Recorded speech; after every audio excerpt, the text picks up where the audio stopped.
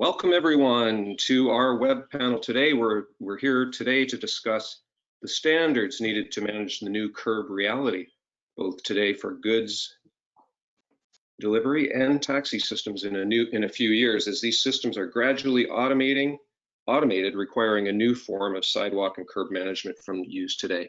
My name is Jerry Boyer. I'm the Chief Operating Officer for Harmonized Mobility, and I'm going to be your web panel host today. You're only going to hear my voice. My webcam is turned off so that we can make space for our panelists today. Couple of things for those of you on the call. You're going to have a chance to ask questions and get involved in the conversation. The way to do that is on your GoToWebinar panel. There is a question drop down. You can open that and type your questions in here, and we'll make sure that we do our best to answer all of your questions. And we're going to stick to 1 hour today, so we will be done in an hour from now. And I think that's it for now. So right now I'm going to introduce Kevin Boras. We're delighted to have him as our moderator today. Kevin is the editor for Thinking Cities and Thinking Highways, UK publications with international circulations. He is also a frequent podcaster on Thinking Aloud and Inside Intertraffic. Over to you, Kevin. Thanks, Jerry. Very kind introduction. Just to add to what you just said, if you have questions, hopefully you'll have lots of questions for the panel. You've got a chat box in your GoToWebinar page. If you have a question for a specific panelist, please let us know who that panelist is. And for Jerry's sake, so when he's reading out the questions that we can all hope to answer, if you can put in your affiliation and your name, that'd be really helpful to us as well, so we know where the question's coming from. But first of all, it's now time for me to introduce the panelists. We've got an esteemed panel, and we're going to start off by introducing Tim Greeley. Tim is Policy Advisor for Smart Cities for the City of Leuven in Belgium. Hi, Tim. Hi. Thanks for your time.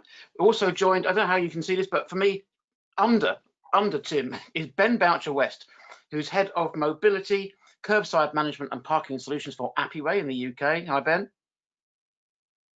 Hi, everybody. Hello.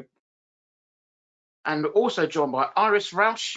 Iris is Project Manager for Coding the Curbs, and she works for the Future Mobility Network in Rotterdam in the Netherlands. Hi, Iris. Hello, everyone. Thank you. Also joined, now again from my screen, bottom left, Dr. Tara Kajaks. Tara is a specialist in ageing and rehabilitation services at McMaster University in Hamilton, Ontario. Tara, hello. Hello. Thank you. And we're also joined by Bernd Grusch, who's the Chief Innovation Officer for Harmonized Mobility. Bernd's major role at the moment is project leader for ISO standard TS 4448, and that's the standard that we're discussing today. So that's our panelists. Again, if you have questions, and hopefully at some point you will have questions, there's got a good number of you there, so thanks for your time, for giving up your hour today, wherever you are in the world. Thank you. Do get those questions in, and we'll attempt to answer as many as we can during the course of the hour. If you don't get your question answered, then we're going to put them to the panel, and we'll come up with a document in which those questions are asked and answered. Everyone okay with that? In which case, we should begin. Now, let's start with Bernd then. Bernd, we're all here because of you, really. I think that's a nice thing to say. That's true. If it wasn't for you, we wouldn't be here. It makes it sound like you're my father. I don't mean that in that sense. But can you explain briefly just what ISO 4448 is intended to achieve? Because that's the big thing. Yes, we've got the standard, but what's it for? Yeah. Well, thanks, Kevin. So what's really going on is there is a large number of new demands that are already crowding out our curbs and beginning to crowd out our sidewalks as well.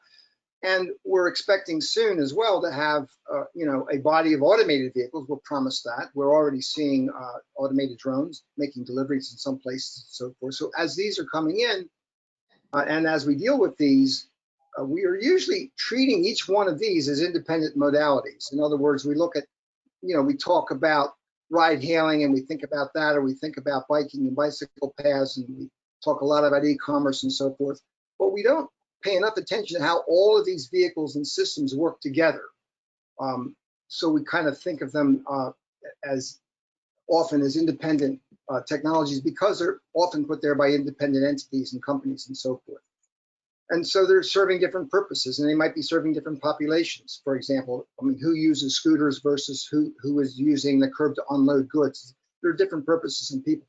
So we already have a lot of spatial conflicts at the curb, and they're going to get worse as we add robo-taxis and sidewalk drones, of course, and that will be mixed with manual vehicles and with humans, with pedestrians and cyclists. And I think Tara will mention there's many people that might be in assistive devices and so forth. So our curbs and sidewalks are going to get very, very complicated, and we don't have sets of rules for that. We've never experienced a circumstance like that before, so it's important for us to realize that we are about to introduce systems and interactions of systems, and we don't know what rules. And so, you know, what rules really should apply in this new space? For example, would it be okay for robo-taxis to straddle bicycle lanes when boarding a customer, as we often do now in many cities with Uber or with cars, taxis and so on? Should we arrange for a robo-taxi to cruise around the block for parking, as we do now? Drivers drive around looking for parking. Should we allow that? Is that how is that going to work? Should there be reservations for boarding? And we already see some systems creating reservations for boarding. I think we'll hear about that in a few minutes as well. But how will those spaces be distributed and governed? Because there'll be multiple uses and multiple overlapping demands. There needs to be a governance system for that and so forth. How will they set priorities and so on, and queues? So it's all those kinds of things that the standard is really for.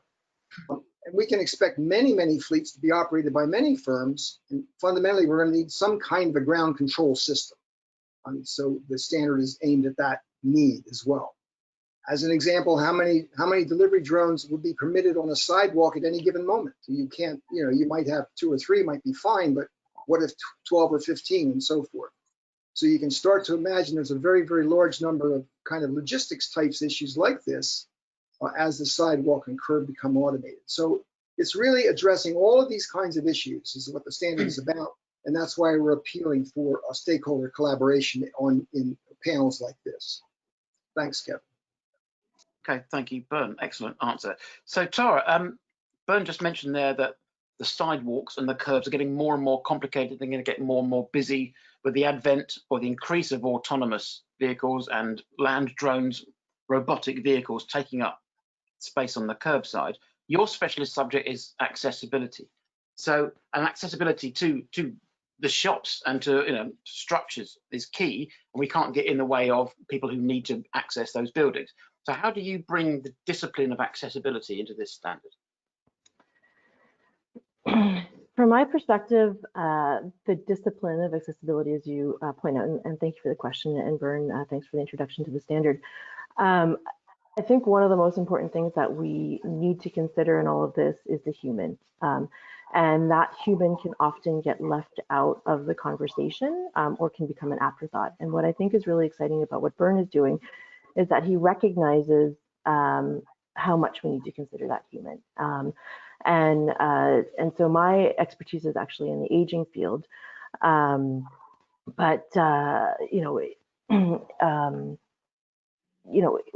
I think about aging and all of this technology, we need to consider how much older adults want to use the technology, how they'll use the technology, and how capable they are of using the technology and what resources around that we need to use.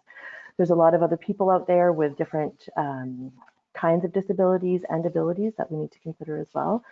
But the biggest thing I think is that we need to make sure that we consider the human in all of this and not just focus on the technology. And so again, I commend Bern and the team at Harmonized Mobility to be considering accessibility as strongly as they are in all of this. Excellent, thank you for that. So let's turn now to Iris from Rotterdam. If you've never been to Rotterdam, it's a city that does have a lot of public space around the area, around the Markthalle is huge amount of public space. Now there's pressure on that public space on the curbside, on the sidewalks, whichever description or word you want to use to describe the curb. There's a lot of pressure on that space, particularly in Rotterdam, and an increase of popularity of drones and automated taxis and automated logistics vehicles. Do you think for this standard that actually makes this pushing the standard through easier because of the pressure that's already there? Thank you, Kevin. I think the answer is quite mixed. Indeed, the pressure on the public space in Rotterdam and also the city of Amsterdam. I'm also in the city of Amsterdam working on a project, but for the city of Rotterdam, I think the city has many challenges. Maybe, they want to implement a lot of green, for instance, and I think there should be like a healthy balance between the amount of automated vehicles or drones on the pavement compared to the amount of green, for instance, or the amount or the number of people, human, indeed, Sarah. So I think this is a main challenge, how to define this balance. And actually, with the Future Mobility Network, we are now working on a project where we want to implement at first 5 delivery robots on the public roads in Rotterdam. So I think also in these projects, it's very crucial to experience the impact on the people as well. And to find, together with the city of Rotterdam, to find this healthy balance. Because I really think that it is difficult to theoretically think of what is a healthy balance. So that's also why we do this pilot projects and see and experience from actually the implementation programs or the implementation projects, what the effects or the impact is. Yeah, so that's but I really think this ISO standard it's quite crucial and essential in order to actually find this balance for also other cities and to see whether this balance is equal to other cities or need to be different. Yeah, no, exactly. So that brings me nicely, thank you for that segue into Tim. So as I said, I'm the editor of Thinking Cities magazine, and we often have a lot of discussions about editorial discussions about cities that are innovative, progressive, and that the quote that a city can't be truly smart unless it's got a smart leader at its helm. Leuven does seem to be one of those cities that comes up in our conversation a lot in terms of innovation. So how are you, as it is your position, how are you sort of coping with or planning for the increased demands on the pavements in Leuven? Yeah. Okay. So first, to give you a quick understanding, I'm absolutely no mobility expert. Leuven is also a quite small city. We have 100,000 inhabitants and 45,000 students, but we already see at the curbs, we have a project in which we will be launching a self-driving bus shuttle, but we also see somewhat friction between delivery systems, between ride-hailing and other things. And I'm absolutely convinced that using standards and using A standards specifically can help a better implementation of different vertical solutions into each other. Bern already mentioned it. You have different solutions, different technical solutions, and they have to be able to talk somehow to each other. And using standards for that will be very important. But we like to see it one step further also. We have a lot of vertical solutions, not only mobility, not only the curb, but also smart waste, smart sewerage, smart light, etc., etc. We have air quality, we have heat island effect and stuff like that. So making sure that all that valuable data is gathered in a semantically correct way, so that we can correlate this data, that we can get smarter of it, and not only to provide better policy making, but also to steer real-time applications and solutions. And I think their standardization and data modeling is absolutely crucial. And so for us in the city, this is our horizontal priority number one, is to make sure that our urban data platform, as we like to call it, uses the data standards and data models who are shared, hopefully throughout Europe, hopefully throughout the world, and to make sure that we can use this data not only for solutions and for better policy making, but also to share this information between cities, between countries, between continents. Yeah. So, and this is not only my understanding, but also from the city, that this is not an easy task. but a very crucial one in being a real smart city. So who are the prime or main customers for that data in Leuven? These are at this moment not real-time applications. Certainly different departments and services, also policy making, politics, also trying to gather more insight in, for instance, the correlation between heat island effect and the lack of green in the city, stuff like that. Also mobility on air quality, etc. We want to open this data as fast as we can to academics, our university, junior colleges, but also to the marketplace. But that is a few steps ahead of us now already. So we are already opening some data sets, but what we definitely want to do is to have a good understanding of the data, the valuable data that we are gathering through technical innovations and solutions, to make sure that we can get a broader and more holistic view on what is happening in our city. And then we can use that data to provide it to other solution suppliers, to other departments, to other cities, etc. Yeah. Excellent. Thank you for that. Great answer. So, Ben, so what Appuate, you're already mapping and you're already reserving space for goods. That's part of what you do. So how does your system change, or how does your system need to change as the proportion of human-driven vehicles and automated vehicles the balance starts to tip? Does this make, as we get more and more automated in our society, does that make your job easier or more difficult? I can see you saying both, but I'm just going to get you answering your own question. But is that the case, that it's somewhere in between? Thank you, Kevin, and a pleasure to join the panel with the colleagues as well. Some great comments. I think something Tara said, not just accessibility, but I talk always about the word access and how curbside is the affordance of access. It doesn't matter who you are, for what trip purpose, whatever vehicle type, it's a physical asset that affords access. So whether it's an automated vehicle, whether it's a manual driven, whether it's a drone, it makes no difference.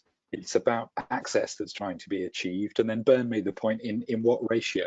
So is 5% of the curbside always made accessible to a certain user group, or is a doctor's bay, or maybe there's a car club that's always reserved a certain access?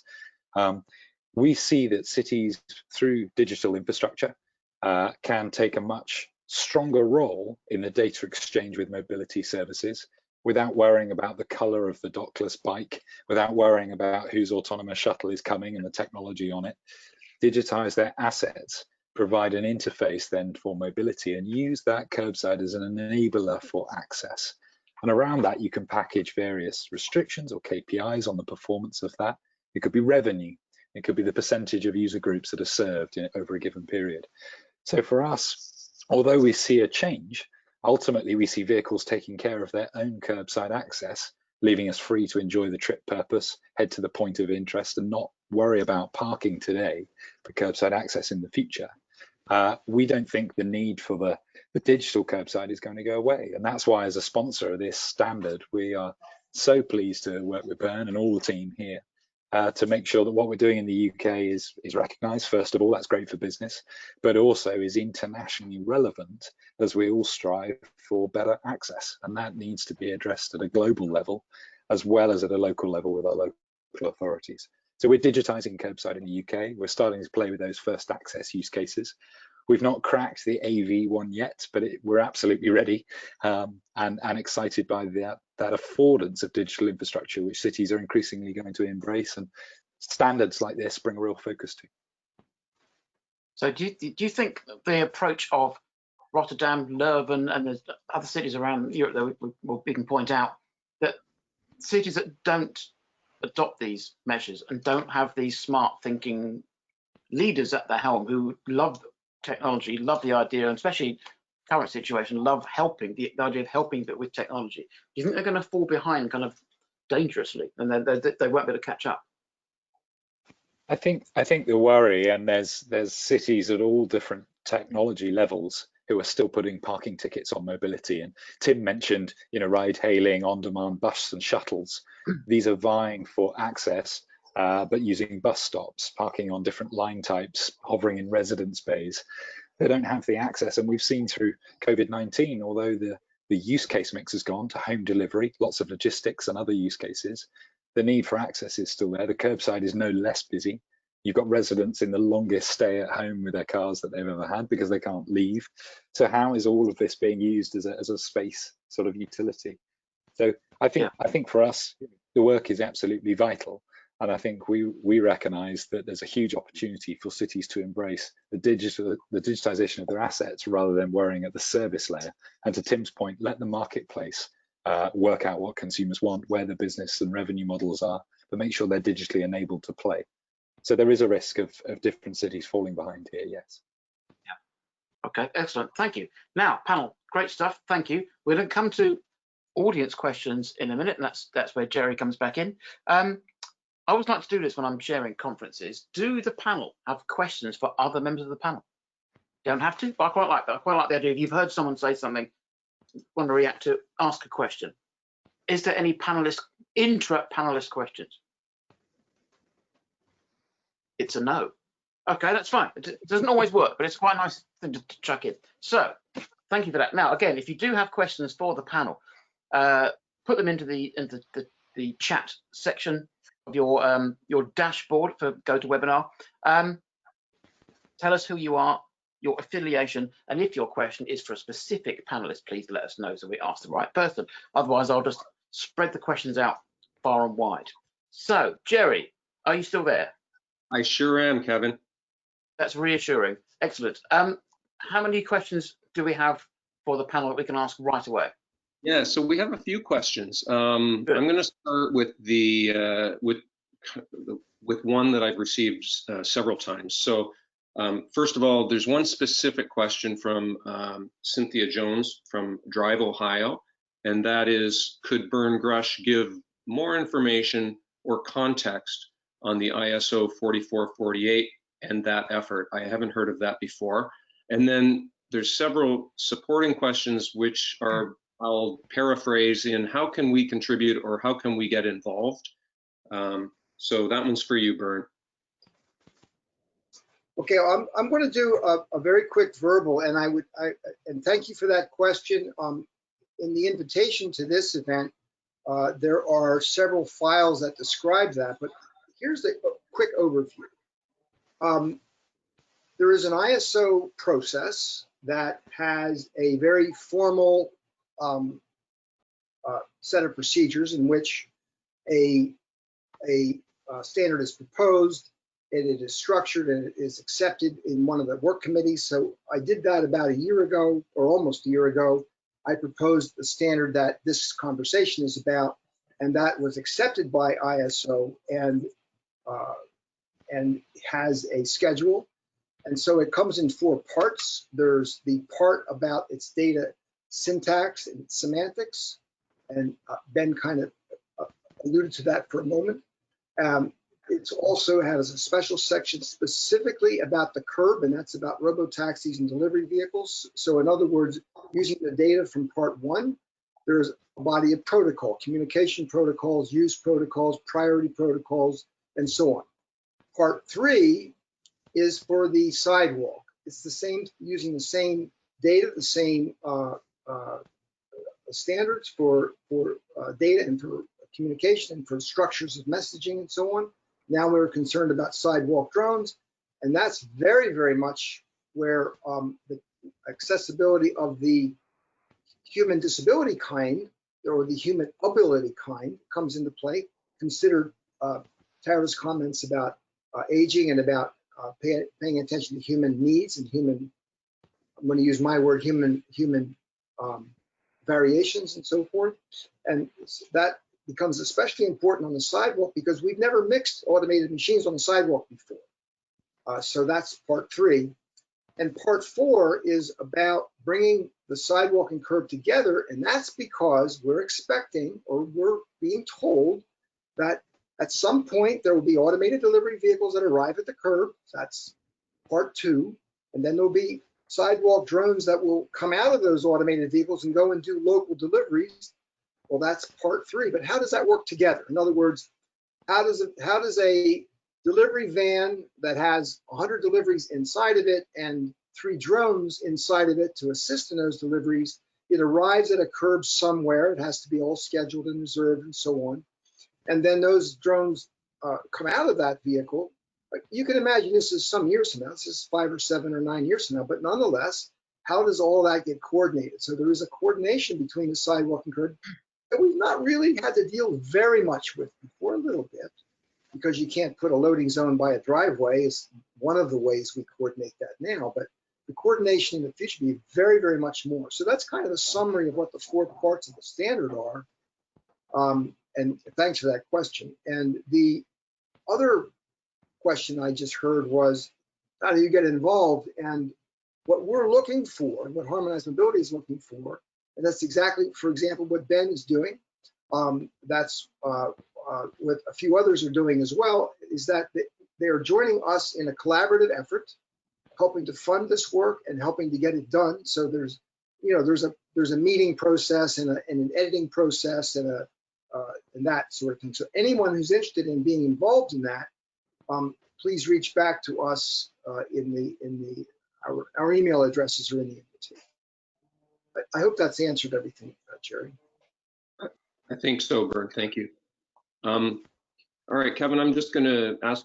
I've got another handful of questions here, so I'll just go down the list if that's okay with you. Of course, I've got a question for everybody, and I've also got a question for Tim that came from somebody else before we started. But we'll come to Tim. Are you ready for a question about Lurban? But Jerry will go with one of yours first. Yeah, okay. I'm ready. Well, next, we'll get Jerry's question first, and then I'll come to you. Go on, Jerry. Okay, great. Yeah. Okay, so there's a question here, and the question is from Alvaro Alon. Alvaro, sorry if I mispronounced your name, from Build Corporate Venture Builders Spain, and this is to all panelists. Do you think curbside management can be a proxy to introduce urban mobility pricing? In other words, not just charging for the use of the curb, but charging for being on the move. Yeah, if I may take that first, it's Ben speaking. We recently did a project with Centre for London, London's think tank for transport and mobility, on exactly that, and how curbside pricing or charging can be linked with road tolling, congestion charge, emissions, engine types, and the whole way that people move as a marketplace, but also as an incentive for different behaviours and promoting different modes. So absolutely, we think that parking today is separate. It's done purely on access versus time and price, and should be much more integrated with the wider sort of holistic strategy of the city. It's definitely a stick, but our view is it should be a carrot. It should be positive for demonstrating the right modes, for using the park and ride. Pricing is a sure hook to educate consumers, prompt them into new modes. But hey, if you need downtown central urban access, maybe you're prepared to pay, maybe you're a nurse delivering healthcare, you shouldn't be blocked from that. And one of the challenges we see is, midwives in the community, nurses, plumbers fixing our homes, all suffer a flat tariff of a burden, both through the pricing of parking, but also the burden of parking tickets, which is totally out of context with any wider strategy of the city. So it's very much an enabler for some of these transport strategies that cities host. Anybody else want to answer that question? Obviously, it was a panel wide. Tara, have you got anything to add? Oh, yeah, Iris says we can all see each other, so we can. It's not just magic. I didn't know Iris had a hand up. Iris, you can answer that. Yeah. Thanks, Ben. I absolutely agree with your answer on the question, and I wanted to add something that I think pricing, also commuting on the sidewalks or pavements, could be an incentive indeed for people to change behavior. But I think that this is something that is more concerned with policy of the city and not really with the standard. Correct me if I'm wrong, Bern. And I think, for instance, for the city of Amsterdam, this could be a great solution, for instance, for the problem of the historic roads, because they see a lot of heavy vehicles driving on these vulnerable roads. So for instance, for this problem, they can indeed introduce something like this. So that's what I wanted to add. Excellent. You are right, and the data structures to permit pricing is included in the work, but we don't set pricing. In other words, the ability to layer pricing over the system is there. That's completely up to a region or up to a city and so on. But I'm pro pricing. I have been for 20 years, and I want to make sure that's allowed and accounted for in the standard. Sure. Tim, you had your hand up there. Yeah,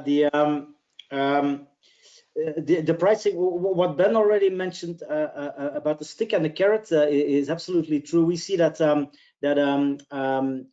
asking flat rates for parking makes everybody angry, but also it creates a certain kind of inaccessibility also, maybe a different kind of accessibility than a real than like physical, but also we see that when prices get too high, we are also blocking out certain groups or our population, something that we want to be very, very careful about. So we have in leisure, in culture and other things, we have already automated systems that can automatically give you the right price. So we work with price elasticity. It would be a very, very interesting thing to see how this can be applied on mobility. We don't have any projects surrounding that yet, but we do have the feeling that stick carrot discussion should be about a carrot, and also should be about asking people the rate that they can pay, so that everybody has equal right to access.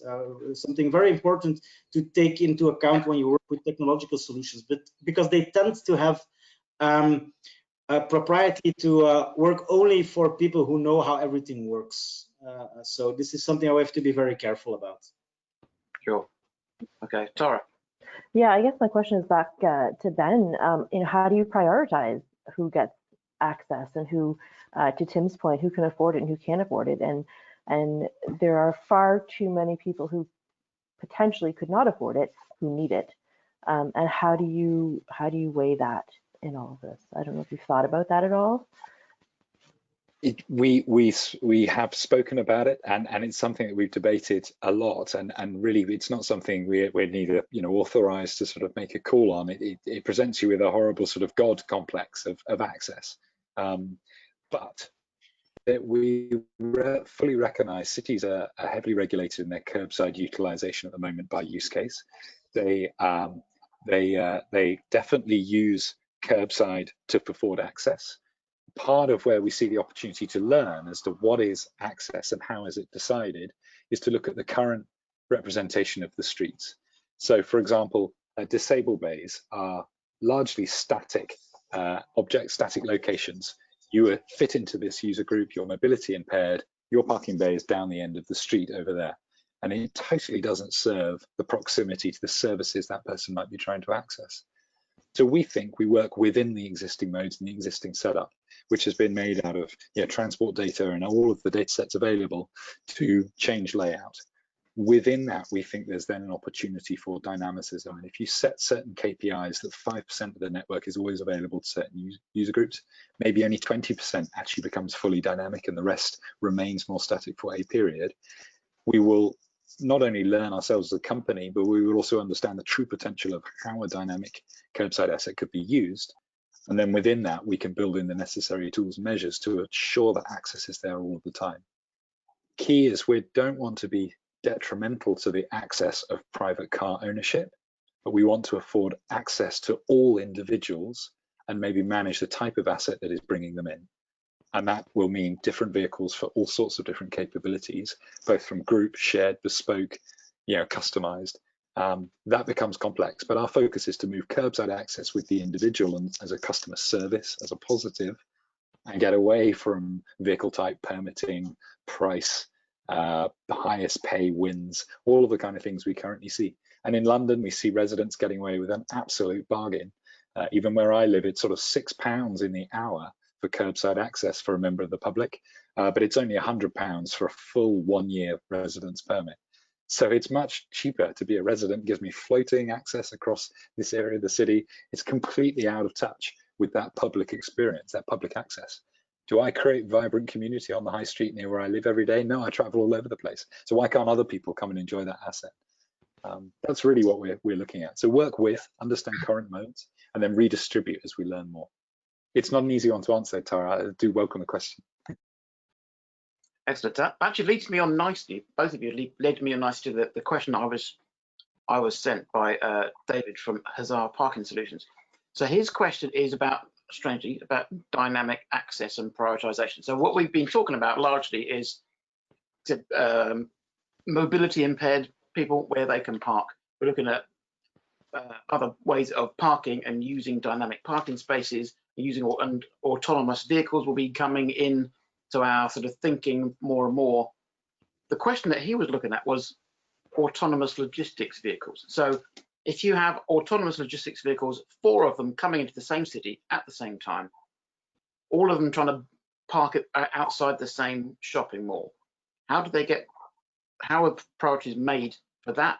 How are those spaces booked if they're all trying to book at the same time? Are they moved around? Do you have to park slightly further back? Byrne talks about queuing for autonomous vehicles in the write-up for the standard. And how does that mix of autonomous vehicles delivering goods, though maybe those goods are then taken from the truck to the shops by autonomous vehicles, and how does that mix with people who have mobility impairments and just people with push chairs or wheelchairs, and that shared space becomes a real sort of melting pot of needs, isn't it? So I'll point that question at Tim. Sorry, Tim, you're looking very nervous now. And the reason I asked that about logistics vehicles, if anyone doesn't know much about the city of Leuven, it is home to the Stella Artois brewery.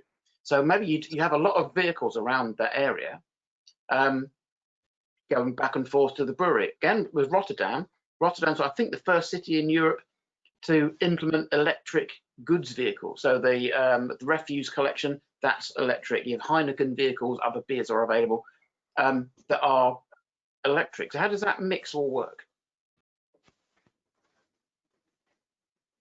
Go on, Tim, you're looking keen. I go for it. All right, I already told you I don't work for the mobility department, so the exact way how to solve this, I don't know. I think that if you have 4 different providers of solutions driving into your city, then I guess, and they create friction. I'm not talking about people on the sidewalk, but they themselves create friction. We in the city try to we have implemented, but that's not like it's like a year ago implemented policy that we only buy solutions, and we only allow solutions if the data can be shared. So if they use certain data models and if the data can be shared with us. So meaning that then we could use, if we want, we already experimented with that, we can use a neutral party to make sure that the access is properly governed. We as a small city don't have resources to build a system around it. Maybe we could, but then to enforce this, that's too much. That's too much. So leaving that to the market, but making sure that we have a level playing field, meaning that the data that you need to be able to plan, organize, and everything is available and is out there. I think that will be more a solution. We implemented a circulation plan 3 years ago, so we really reduced the influx of motorized vehicles in our city by a significant number, leading to a better air quality, better carbon in the air, and everything. But we still see a lot of delivery, and this causes tension with trade, who say that we are making it very difficult on them to make a living because we have a certain frame hours. I don't know that. I know that is not the most dynamic way to be solving that, but we have some frame hours in which they can be delivering and stuff like that. Okay. So I don't think we really experience a lot of friction at the sidewalk yet, but what we do see is a lot of friction because we see a lot of vans, lorries, and everything driving around the whole city just for one package. And this is something which is totally absurd and maybe could be answered by a better organization of the packaging itself. And then you would have to be able to have a neutral or a market neutral party that can make sure that the deliveries are made more efficiently. Because now it's a cutthroat world, those delivery companies and everything. So that's yeah. my sense. Okay, Bern and Ben both want to answer. I'll go for Bern first. So, yeah, what you just said, Tim, it becomes a zero-sum game. If I can get in first, then I win, you lose, kind of thing. I want to cut that original question in half. There is an issue of how to describe it. What is the data that we use to describe the rules, and how do we communicate those rules? How quickly should we communicate them? In other words, if those four competing vehicles would like to use the same spot, or there's only 2 spots in front of that building, and now we have these issues of queuing and reserving and priorities and so on. The standard is just developing the data and the communication protocol. The standard doesn't make those decisions. Those decisions are locally made decisions. So I want to just separate, the policy is local. That's up to the city. The communication is the standard. But if we don't have the data and communication protocol, then how can you write the policy? Or even if you wrote the policy, how could you ever manage it? How could you give it over to a company like Ben's and say, you know, please operate our system for us, but we don't know how to do that. And so yeah, we absolutely need the data and protocol in place. Then the policy comes in place. Okay, Ben? Yeah. No, and a great question. I've not spoken to David at Hozar in a while, regards if he's listening. But picking up on Bern and Tim's point, the question sort of assumes that there are 4 inbound vehicles, you know, to a fixed asset which isn't going to fit them, and you end up in a musical chair type scenario. To Bern's point, we think the solution lies upstream of the trip starting, to make parking part of the data in the job card, the load scheduling, the electric vehicle charge of the vehicle, the air quality, the noise congestion, everything associated with the completion of that total job. Make parking an upfront activity, not a surprise activity at the end of the trip. And the data, the standards behind that data is the means by which we can get that upstream. And with that, there's choice. And, you know, look, I know you need to make this drop. There's an extended window for you. Would you like that EV charge station, which is nearby? And we'll rotate you in as soon as one is available. There are residence bays available nearby. We've got your request. We've enabled your permit to access that bay for 10 minutes while we wait for the loading bay to come available.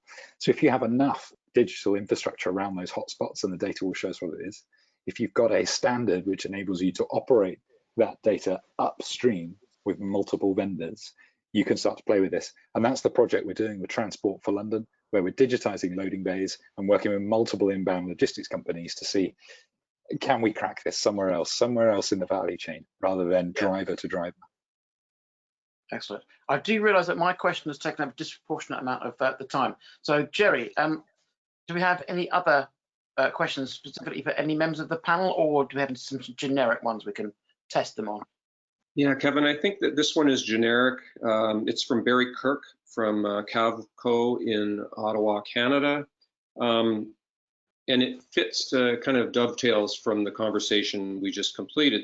The current attempts to get people to wear face masks show that if you try to impose a structured or governed behavior on people, some people will push back.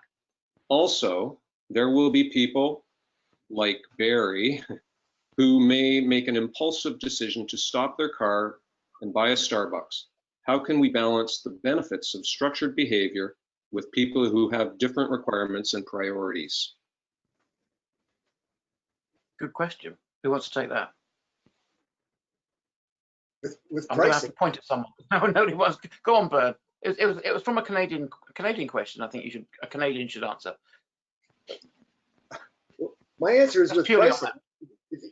I said my answer is with pricing. If you wanted to stop arbitrarily to get a coffee, which is what we often do, and I think we should still be able to have those kinds of freedoms. You know, do you have to signal the system 2 minutes ahead, or 4 minutes ahead, or 9 minutes? I mean, you might, you know, somehow you need to get permission to pull over or stop or take a space or use a parking spot to do that. And so you can manage that with pricing. For example, if you want to wait to the last minute and get a space that's maybe available, then maybe the price is different and so on. In any case, the actual rules that would allow that or disallow that would be local. I'm begging off answering how to do that. I'm only talking about how to set the date and the protocols for that. Okay. Not an easy question. Tara? Well, I don't have a good answer, but I have an answer. That's exactly a case that has been on my mind, and I see it very well, sort of correlated, I guess, to the challenge of technology and the adoption of technology, particularly by older adults and by other segments of society, and people that enjoy their 1950 classic automobile. How are those vehicles going to fit into all of this when we try to push for automated vehicles to become the norm? There are going to be those that strongly oppose it and want to drive their vehicles that have next to no technology within them, and so that is one of my biggest concerns, and that's why I'm so interested in all of this, because I think we need to consider those people. We need to consider people that push against the norm. We need to consider people that don't have the abilities to be part of the norm in the adoption of technology. And I am concerned that those people are not, that there's not a voice for those people, and that it's going to really create a lot of challenge, so that there needs to be space for those people in all of this, and that it will be centuries before all of this can become fully automated. Before, in 30 years, I'll be a senior citizen. I have the ability to use technology that current senior citizens don't have right now. And if we're building, we are building for decades from now, but if we're building for tomorrow, then there's going to be a lot of people that won't fit into the structure that is being created, and we need to consider that. And I don't hear a lot of that happening, and so that's why I'm sitting here today, is to be a voice for those people. I also want to add something to that. Yes, thank you. So we see in Rotterdam, in some certain areas, there is mobility poverty. So which means that people are financially not able to, for instance, buy a car or to use a car. And we see that shared mobility, micro-mobility services could be a solution to this. So people can share bikes or scooters. And indeed, they should also park their scooter somewhere. And this could be on the sidewalk. So I think there should also be something on the number of scooters or bicycles or electric bikes on the sidewalk, in order to still be able for a automated drone to pass these objects because they see it as objects, or maybe it is not a good idea to implement free floating services anymore, because then everyone can put their vehicle or their scooter on every space, and maybe we should think of only permitting station-based services. But I think it really is something that we could implement in this standard as well. Yeah, fine. Yeah, good answer, thank you. Tim?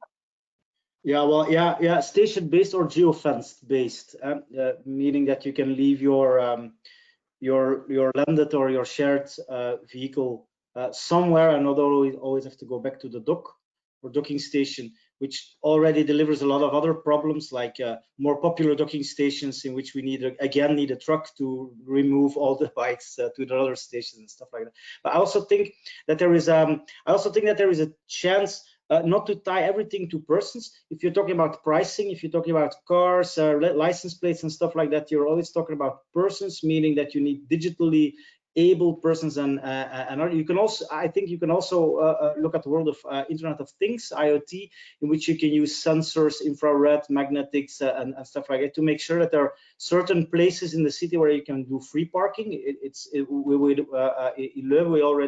We reserved some of those places, and we simply measure them with non-privacy invasive tools, meaning as a user you don't have to do anything. Everything is explained above. You can see everything, but we do enforce that you don't stay there too long. So meaning that we see that those places are used by people that are not already reserving places or using apps and stuff like that. So I think that the combination of those two is personalized, in which the dynamics are worked around you and when you do it and what your type of vehicle is, but also more anonymized using Internet of Things sensoring. Okay, excellent, thank you, Jerry. But you also need standards for that. Sorry, it's very important. Sure. You have different solutions walking around in the city that don't interact with each other, and that would be a shame to miss out on the information that is hidden in there. Excellent. Okay, thank you. Ben, didn't see your hand up. Apologize. Sorry, just very briefly. So I think Tim's point there is absolutely the right one, the right approach to provide provision of access that's monitored remotely. Currently, the stick still exists, and he described this sort of back-end enforcement for huge overstays. But Tara's point is absolutely valid. And we've combated this a little bit with, though we have an app, we don't depend on smartphones. We can issue a little location tag tile.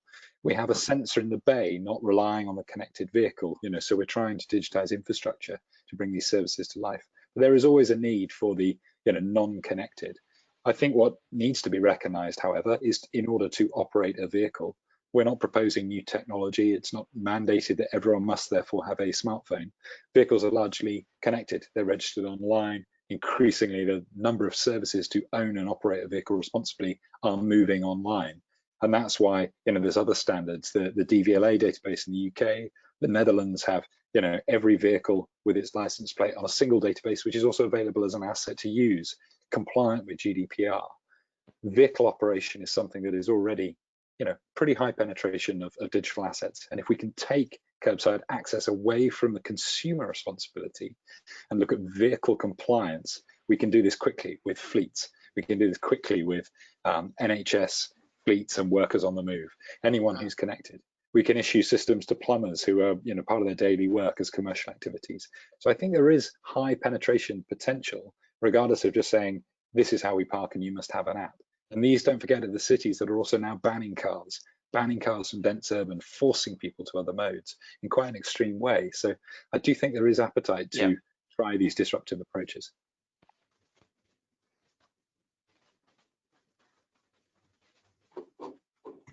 Excellent, thank you. Right, time has flown. We've only got 8 minutes of the webinar left. And don't forget, we have rehearsed a song in a 6-part harmony. We'll be doing that at the end for you. Not really, don't worry everyone, that's just a joke. So Jerry, do you have more questions for our panel? Yes, indeed I do. Let me just ask a real, Jerry, this is fundamental and high level question. And I think it's directed to everyone.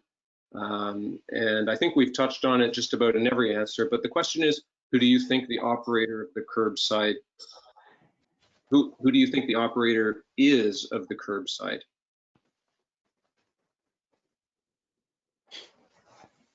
Good question. Go on, Ben. I just want to say that the standard is agnostic to that question. So I'd rather hear Ben's answer. No, but yes, Ben, yes, exactly. Come on, Ben. Right on cue. I think if the data exists, that whole operation could be tendered. Tim mentioned earlier, cities aren't necessarily capable, have the budgets, the teams to run such a system. So I think there is a place for the private market to respond with solutions that could be procured, and that would be procured within a framework that meets the city objectives for the way it operates. And we would dearly love to be that person. There's plenty of other solutions also who are looking at the brokering of access within our cities. Cities are developing more and more their own capability. Think of transport modeling systems, traffic management systems. There is skill and I think for this really to work, the skills, let's not the ownership of the skills probably exist in the private sector for now. So my view would be it would be something that was procured and then run as a B2G service thereafter. Okay. Tim, can I come to you as a representative of a city? Yeah, definitely. I don't know if I'm 100% telling what our politicians think about this, but is my opinion absolutely. And doing that, making sure that you do a procurement, but you are not vendor locked in, means that you have to use standards that are broadly used by other companies, meaning that I can go from Cisco to Microsoft, from a local SME to a bigger company, and that's real scalability for us, and not be vendor locked in. And then that's where you always will meet standardization and the correct data models, and that way we can make sure that we as a city can spend our time and resources on what really matters for us, and devising a whole system, developing software and stuff like that is not in our skill set. We want to use the outcome of it, and we want to make sure that we can define the rules, but I don't think that those skill sets are necessarily needed within government. And that's again why we firmly believe that the standardization of almost all data streams and technical solutions is vital in maintaining a healthy balance between us as a government and the private sector. Sure, excellent. So, Iris, do you want to comment on that? As I mean, you're from the Future Mobility Network. You don't represent a city, but you're working with Rotterdam. You're working with Amsterdam. Is this something you're finding in your Coding the Curbs project too? Yeah, I really think that that what Tim says is right indeed, and also I think that there should also be maybe a white label party or something, that a party that is doesn't have any commercial or any interest in this whole topic, but I think that's what we all are looking at also with mobility services right now. It is a bit risky to, I think, point one party or one government to do this. So yeah, we actually as the Future Mobility Network are also looking for a mobility as a service provider, also at a white label party who wants to or needs to do this. And needs to be an expert in this field. So yeah, that's something that we are also struggling in now in the whole mobility sector, I think.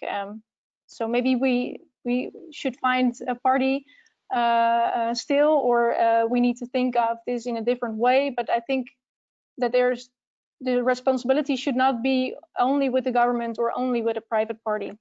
No. Excellent, thank you. We've only got 2 minutes left, so I think, Bern, would you like to sum up and also tell the listeners and the attendees how they can get involved and how they can ask questions and how we're going to keep them informed of what we're doing? Thanks, Kevin, and thanks for everyone on the panel, and thanks everyone for listening. So first of all, if there will be questions that we didn't get to, and we'll do everything we can to answer as many or all of them, hopefully. And that might take a few days, depending on how many questions there are. The way to get involved and the kind of involvement, and I'll repeat it briefly, is that we meet once a quarter, and it's not this meeting, but a meeting of those that are sponsors for the standard. And Ben is one of those. But anyway, any city or any planner or any equipment provider or solution provider or anyone concerned at all with these assets of Kerb at Sidewalk. We meet quarterly and we work on drafts of the standard together, so that you can reach me it's at bern@harmonizedmobility.com, and I can send you information about how you can become involved. When I answer the questions and send that out to all the attendees, I'll put that address at the bottom of that. Did I answer the full question, Kevin? Yes, you did. Perfect. Harmonized with a Z. For those of you that spell harmonized with an S, it's with a Z.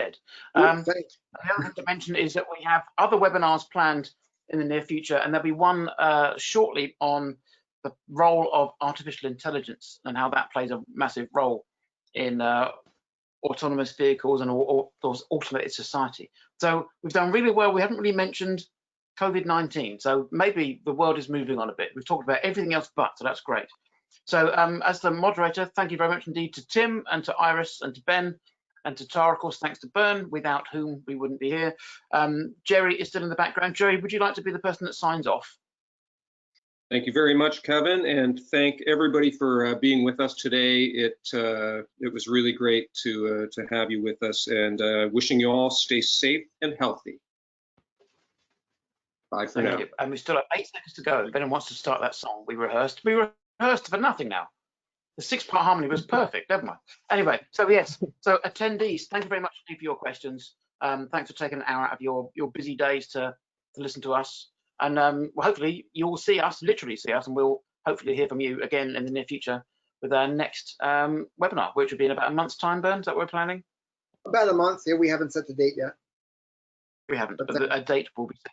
So we have 1 second to go. Thank you very much, and goodbye.